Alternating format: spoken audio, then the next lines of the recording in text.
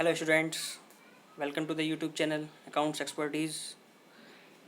In last session, we have studied two concepts. One is full disclosure concept and second is consistency concept. Now we are going to study our next concept, conservative concept. Okay, this concept also called prudence. Prudence मतलब common sense. ये concept क्या है? Provides guidance for recording transactions in the books of accounts and is based on the policy of playing safe. ये concept हमें क्या provide करता है? Guidance किस चीज़ की, कि हमें बुक्स ऑफ अकाउंट्स में जो एंट्रीज रिकॉर्ड करनी है, ट्रांजेक्शन्स रिकॉर्ड करनी है, वो किस तरह से करनी है. ठीक है. और हमेशा इस पॉलिसी पे ये बेस्ड रहता है कंसेप्ट कि हमें सावधानी से खेलना है. सावधानी से खेलना मतलब सावधानी से बुक्स ऑफ अकाउंट्स में ट्रांजेक्शन्स एंट्रीज रिकॉर्ड करनी है. ठीक है. इसलिए इसको कॉमन मतलब सचेत विवेकवान मतलब होकर अपने इस एंट्रीज को रिकॉर्ड करनी है बुक्स ऑफ अकाउंट्स में. This the concept states that conscious approach should be adopted in ascertaining income so that profits of the enterprise are not overstated. एक हमें कॉन्शियस मतलब सचेत रहना है कि जो हम प्रॉफिट्स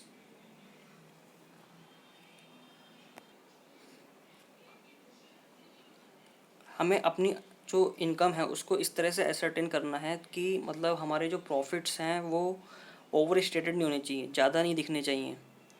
हो कम लेकिन ज़्यादा स्टेटमेंट में, फाइनेंशियल स्टेटमेंट्स में ज़्यादा प्रॉफिट ना दिखाएं.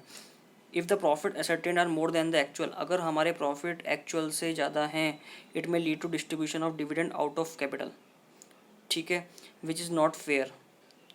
क्यों? एक्चुअल में क्या है, जो कंपनी पे करती है, ठीक है, जो कंपनी पे करती है अपना डिविडेंड शेयर होल्डर्स को, किससे पे करती है? प्रॉफिट से.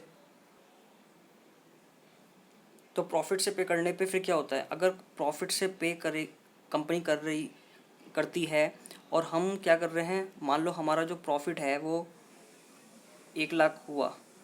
ठीक है. और हमने डिविडेंड बांटा 1,20,000. ठीक है. अब जो प्रॉफिट होता है ये हमारा कहाँ ऐड हो जाता है? कैपिटल में जाके ऐड हो जाता है. ठीक है. अब मान लो हमने प्रॉफिट तो कमाया केवल 1,00,000. ठीक है. और हम दे रहे हैं 1,20,000 का डिविडेंड शेयर होल्डर्स को. तो हमने क्या किया, 1,00,000 तो हमारा प्रॉफिट में से निकल गया डिविडेंड, लेकिन 20,000 हम कहाँ से पे कर देंगे? कैपिटल से पे कर देंगे. क्योंकि अल्टीमेटली प्रॉफिट जो होता है वो किस में ऐड होता है? जाके कैपिटल में. और हमने 1,00,000 ऑलरेडी जो कमाया था वो हमने डिविडेंड से पे कर दिया. बाकी 20,000 कहाँ से पे होगा? कैपिटल में से पे हो जाएगा. तो इससे क्या होगा कि हमारा ज़्यादा प्रॉफिट दिखाने से भी क्या होगा कि प्रॉफिट जो डिविडेंड है वो कैपिटल से आउटफ्लो हो जाएगा उसका. Which is not fair as it will lead to reduction in the capital of the enterprise. इससे क्या होगा, अब 1,00,000 तो हमने चलो प्रॉफिट से पे कर दिया डिविडेंड, लेकिन बाकी अगर हमारी कैपिटल मान लो 4,00,000 की है तो 20,000 किस में से? कैपिटल में से डिविडेंड निकल गया. तो बाकी 3,80,000 हमारी क्या हो जाएगी? 4,00,000 था, 20,000 हमने डिविडेंड में से पे कर दिया, डिविडेंड पे कर दिया, इसमें से 3,80,000 ही हमारी. तो इससे क्या होगा कि हमारी जो कैपिटल है वो 4,00,000 से क्या हो गई? 3,80,000 हो गई, रिडक्शन इन कैपिटल. तो हमें इस तरह सावधानी से खेलना है ताकि हमारा जो प्रॉफिट है वो ओवर स्टेटेड ना हो. ठीक है. तो इसके लिए हमें क्या करना होगा? The concept of conservative requires that profit should not be recorded until realised. But जो हमने पहले भी पढ़ा था कि profit should not be record until realised. हमने पहले पढ़ा था कि इनकम जब तक लीगल राइट ना हो जाए इनकम को रिसीव करने का, तब तक उसको हम रिकॉर्ड नहीं करेंगे. यहाँ पे भी ये कि प्रॉफिट जब तक हम रिकॉर्ड नहीं करेंगे जब तक रियलाइज़ ना हो. क्योंकि प्रॉफिट किस पे होता है? जो हम इनकम अर्न कर रहे हैं उसका कुछ हिस्सा ही तो प्रॉफिट होता है. But all losses even those which are have a remote possibility, भले ही लॉसेस की दूर की भी पॉसिबिलिटी है कि वो बहुत मतलब मतलब कि दूर की पॉसिबिलिटी है कि हमें कोई लॉस होगा, ठीक है। भले ही हमें ये लॉस की पॉसिबिलिटी है कि दूर दूर की पॉसिबिलिटी है कि हमें लॉस होगा, लेकिन फिर भी हमें लॉस को बुक्स में दिखाना है, अगर चाहे उसकी रिमोट मतलब दूर की उसकी चाहे पॉसिबिलिटी हो, ठीक है। प्रॉफिट कब रिकॉर्ड करना है, जब वो रियलाइज़ हो जाए, ठीक है। और लॉसेस को कब करना है, जब उसकी चाहे दूर की भी वो हो, तो उसे क्या करना है, बुक ऑफ अकाउंट्स में वो कर लेना है। जैसे अब इसका एग्जांपल हम पढ़ते हैं कि क्या किस तरह से value of closing stock at cost और market value whichever is lower, या तो कॉस्ट या मार्केट वैल्यू। अगर मार्केट वैल्यू डाउन जा रही है तो हम उसको कॉस्ट पे रिकॉर्ड करेंगे, अगर मार्केट वैल्यू ऊपर जा रही है, देखिए यहाँ पे ये था कि हाँ, जो मार्केट वैल्यू है अगर हमारी कॉस्ट से नीचे है तो हम मार्केट वैल्यू, ठीक है। जो चीज़ इन दोनों में से लोअर होगी, हम पहले ये देखेंगे कि हमारी जो कॉस्ट है, मार्केट वैल्यू कॉस्ट से नीचे जा रही है तो हम मार्केट वैल्यू पे लेंगे, ठीक है। और मार्केट वैल्यू ऊपर जा रही है तो ऊपर वाली लेंगे, मतलब कि जैसे कॉस्ट है हमारी, ठीक है, और मार्केट वैल्यू, ठीक है। इस मान लो हमारी कोई 20,000 है और मार्केट वैल्यू क्या हो रही है हमारी 40,000। इन दोनों में से अब हमारी क्या होगी, हमें 20,000 लेंगे कॉस्ट, ठीक है। अगर मार्केट वैल्यू कॉस्ट से नीचे जा रही है, मान लो लेट सपोज मार्केट वैल्यू हमारी 10,000 हो गई, अभी कॉस्ट से भी नीचे जा रही है तो हम क्या लेंगे, मार्केट वैल्यू को लेंगे, विच एवर इज़ लोअर, ठीक है। ऐसे ही creating provision for doubtful debts. Doubtful debts क्या होते हैं, हमें लग रहा है कि हमारे डेटर्स हमें पैसा नहीं दे पाएंगे, हमें डाउट हो रहा है। जैसे यहाँ पे लिखा था ना कि क्या, कि अगर हमें दूर से कोई पॉसिबिलिटी लग रही है कि लॉस होने की, अगर हमें यहाँ लग रहा है कि हमारे डेटर्स हमें पैसा पे नहीं कर पाएंगे, ठीक है, तो हम उस पर क्या कर देते हैं, प्रोविज़न बना देते हैं 5% का या 10% का, कि हम ना हमारे इतने क्या है डाउटफुल डेब्ट्स, हमें उसमें डाउट है कि वो हमें जो डेटर्स है वो पैसे दे पाएंगे। फिर डिस्काउंट ऑन डेटर्स, ठीक है, डिस्काउंट देना डेटर्स को। Writing off intangible assets like goodwill, patents from the books of accounts are some examples of the application of principle of conservatism, ठीक है। इंटेंजिबल एसेट्स जैसे गुडविल को और पेटेंट्स को क्या करना, राइट ऑफ करना। राइट ऑफ करना मतलब इसको डेप्रिशिएट करना, थोड़ा वैल्यू इसकी, ठीक है। ये डेप्रिसिएशन कैसे करते हैं हम, जब प्रैक्टिकल वर्क करेंगे तब पता चलेगा कि गुडविल को या जो बाकी एसेट्स हैं उनको राइट ऑफ कैसे करते हैं। Thus, if the market value of the goods purchased has fallen down, the stock will be shown at cost price in the books. But if the market value has gone up, अगर market value क्या होती है, गिरती है, the stock will be shown at cost price, जो आपको पहले बताया कि अगर हमारी मार्केट वैल्यू क्या होगी, घट रही है, तो जो हमारा जो क्लोजिंग स्टॉक होगा, ये कौन सा स्टॉक, क्लोजिंग स्टॉक,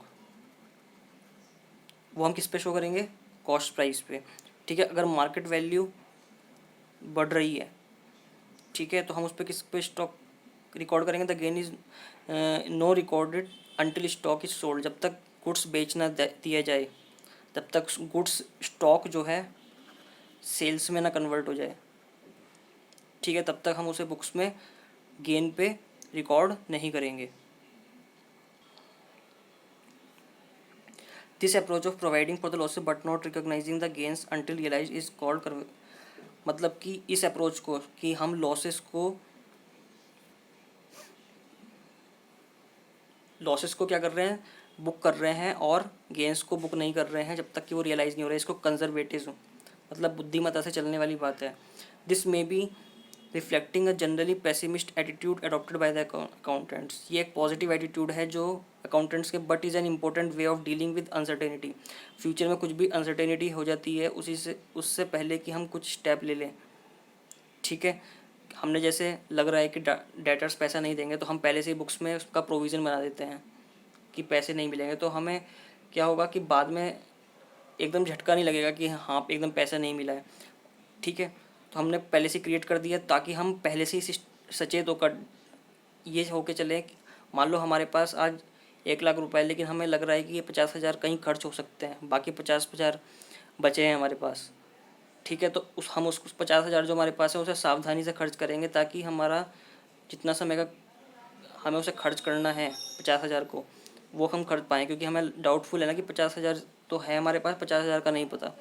ठीक है, तो हम अभी से ही उसको पहले से ही लेके चल रहे हैं कि 10% डाउटफुल डेटर्स हैं, तो हम पहले से ही उसको डाउटफुल मान के चल रहे हैं, ताकि हम खर्चे और ज़्यादा फालतू ना करें। इसलिए है क्या होगा उसका, protecting the interest of creditors, creditors का इंटरेस्ट सेफ हो जाएगा। क्योंकि जब तक क्रेडिट हमारे पास पैसे ही नहीं होगा तो क्रेडिटर सेफ कब तक है, जब तक हमारे पास पैसा है। ठीक है, अगर हमारा सब कुछ डाउटफुल में ही निकल गया पैसा, तो फिर क्रेडिटर सेफ कहाँ होंगे। तो इसलिए कहा गया है कि लॉसेस को पहले से ही दूर दिख रहे हैं उसको पहले से ही एसरटेन कर लो, और बुक में उसको रिकॉर्ड करो, और जो गेन्स है उसको जब तक वो रियलाइज़ ना हो जाए। Our next concept is materiality concept. ठीक है,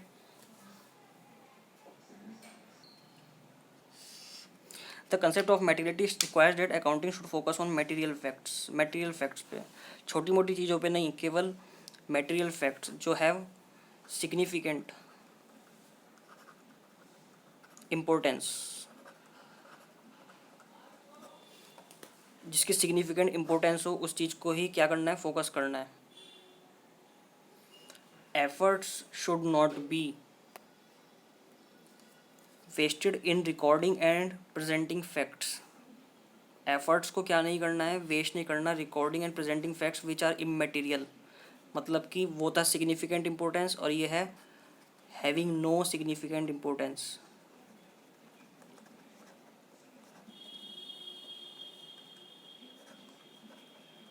इन the determination of income, income की डिटर्मिनेशन में जिस चीज़ का मटेरियल इफेक्ट है वो हमें रिकॉर्ड करने हैं, जिसका नहीं है उसको छोड़ देना है। ठीक है, the question that arise here is what is material fact. अब ये क्वेश्चन उठता है कि मटेरियल फैक्ट होता क्या है, तो इसका आंसर है the materiality of a fact depends on it's nature and amount involve, जो उसका नेचर है कि वो किस तरह की चीज़ है और उसमें कितना अमाउंट लगा हुआ है। मान लो 1-2 रुपये की चीज़ है, ठीक है, अब हम उसमें फोकस थोड़ा ना करेंगे कि 1-2 रुपये का एक कोरियर कर दिया हमने, तो एक कोरियर का अगर छूट भी गया तो कोई दिक्कत नहीं है। ठीक है, कोरियर का अमाउंट 5-10 रुपये का, 10 रुपये का कोई कोरियर हो गया। Any fact would be considered as material if it is reasonably believe that its knowledge would influence the decision of informed users of financial statements. मतलब कि if any fact would be considered as material if it is reasonably believe that its knowledge would influence the decision of, मतलब कि कोई चीज़ इतनी material है कि वो सामने वाले जो इंटरेस्टेड यूज़र्स हैं उनके डिसीजंस को अफेक्ट कर सकता है। अब मैंने कोई कोरियर नहीं किया, कुछ नहीं किया, छोटे मोटे खर्चा कुछ नहीं डाले बुक्स में, उसकी वजह से मेरा प्रॉफिट ऐसा तो नहीं है कि बहुत ज़्यादा बढ़ जाएगा अगर छोटे मोटे खर्चे नहीं डाले, तो और वो दूसरे जो इंटरेस्टेड यूज़र्स जो हमारे कंपनी के प्रॉफिट्स देखते हैं उनके डिसीजंस को अफेक्ट करेगा, क्योंकि छोटी मोटे खर्चों से हमारे प्रॉफिट पे ज़्यादा इफेक्ट नहीं पड़ता है। ठीक है, तो ऐसे फैक्ट्स को डिस्क्लोज करना है जो बहुत material having significant in importance, ठीक है, हमारे फाइनेंशियल स्टेटमेंट्स पे डालते हैं और अल्टीमेटली जो यूज़र्स हैं जो उन फाइनेंशियल स्टेटमेंट को यूज़ करेंगे उनके डिसीजंस को अफेक्ट करें। जैसे example, money spent on creation of additional capacity of a theatre would be material fact as it is going to increase the future earning capacity of the enterprises. किसी theatre की पे क्या करा, additional capacity बढ़ाई, क्या है ये, एक मटेरियल फैक्ट है, क्योंकि ये इंक्रीज़ करेगी उसकी फ्यूचर अर्निंग कैपेसिटी को। ठीक है, अब हम बुक्स ऑफ अकाउंट्स में ही दिखा सकते हैं कि हमने कुछ एडिशनल कैपेसिटी बढ़ाई है थिएटर की, जिससे हमारी इनकम फ्यूचर में बढ़ेगी, तो ये इन्फ्लुएंस कर सकता है इंटरेस्टेड यूज़र्स को। ठीक है, similarly information about change in the method of depreciation adopted और any liability which is likely to arise in the near future would be significant information. ठीक है, कि information about change in method of depreciation adopted, हमने depreciation के method में change किया SLM से WDV में या WDCV से SLM में, या किसी liability which liability to arise in near future would be significant importance information, इसे हम सिग्निफिकेंट इन्फॉर्मेशन कहेंगे जो जो मटेरियल फैक्ट होगी। In certain cases where the amount involve is very small strict adherence to accounting policies is not required, जहाँ amount involve बहुत छोटा है, स्मॉल है, strict adherence to accounting principles is not required. जो पहले बताया कि नेचर या अमाउंट इन्वॉल्व अगर छोटा है तो उसको अकाउंटिंग प्रिंसिपल्स की ज़रूरत नहीं है। For example stock of erasers, pencils, scales, ठीक है, are not shown as assets, whatever amount of stationery is bought in an accounting period is treated as the expense of that period whether consumed or not। देखो हाँ, ये बहुत important चीज़ है। हमने पढ़ा था ना पहले कैपिटल एक्सपेंडिचर क्या, जो आगे कई सालों जानो आगे आने वाले कई सालों में हमारे यूज़ होंगे। लेकिन ये क्या है, ये एक स्टॉक, जैसे इरेज़र, पेंसिल, पेन, ये हमारी स्टेशनरी है, ठीक है, ये हमारी स्टेशनरी है। और ये हमारा क्या है, रेवेन्यू एक्सपेंस। रेवेन्यू एक्सपेंस क्या होता है, छोटे मोटे नेचर का होता है, लेकिन जो कैपिटल एक्सपेंडिचर होता है वो बहुत बड़े अमाउंट का होता है, ठीक है, इसलिए हम उसको एज ए एसेट ट्रीट करते हैं। लेकिन जो छोटे मोटे खर्चे हैं हम उसको एसेट ट्रीट नहीं करते हैं, क्योंकि है तो दोनों चीज़ हमारी, चाहे मशीनरी हो, लेकिन मशीनरी को हम एसेट बनाते हैं, ठीक है। और इरेज़र क्या है, वो भी तो हमारी है, लेकिन हम उसको एसेट नहीं बनाते क्योंकि वो एक छोटा मोटा खर्चा है, तो उसे रेवेन्यू एक्सपेंस मानते हैं। और मशीनरी हमारा क्या है, कैपिटल एक्सपेंडिचर है, ठीक है। Whatever amount of stationery bought in an accounting period treated as the expenses of that period whether consumed और, चाहे उस पीरियड में कंज्यूम हो, जिस पीरियड में हम अकाउंटिंग कर रहे हैं, चाहे ना हो, हम उसे कैरी फॉरवर्ड क्या नहीं करते, एसेट शो नहीं करते हैं। एक बार आ गई तो एक बार खर्चा डाल दिया बस। The amount spent is treated as revenue expenditure, इस चीज़ को हम क्या ट्रीट करते हैं, revenue expenditure, and taken to the profit and loss of the year in which the expenditure is incurred. और हम उस साल के जो प्रॉफिट एंड लॉस बनाते हैं उसमें उसको रेवेन्यू एक्सपेंडिचर कंसिडर करके उसको खर्चा डाल देते हैं, ठीक है स्टूडेंट्स। आज के लिए इतना ही। अगले सेशन में हम नए कंसेप्ट के साथ फिर से आपके साथ कंटिन्यू करेंगे। आज के लिए इतना ही, ओके। इस चीज़ को रिमाइंड कीजिए, जो हम पढ़ रहे हैं उसको एक बार रिमाइंड करिए, ताकि बुद्धि में ये सब कंसेप्ट्स क्लियरली बैठ जाएं और हमें प्रैक्टिकल वर्क करने में बहुत इजी हो। Okay, bye bye.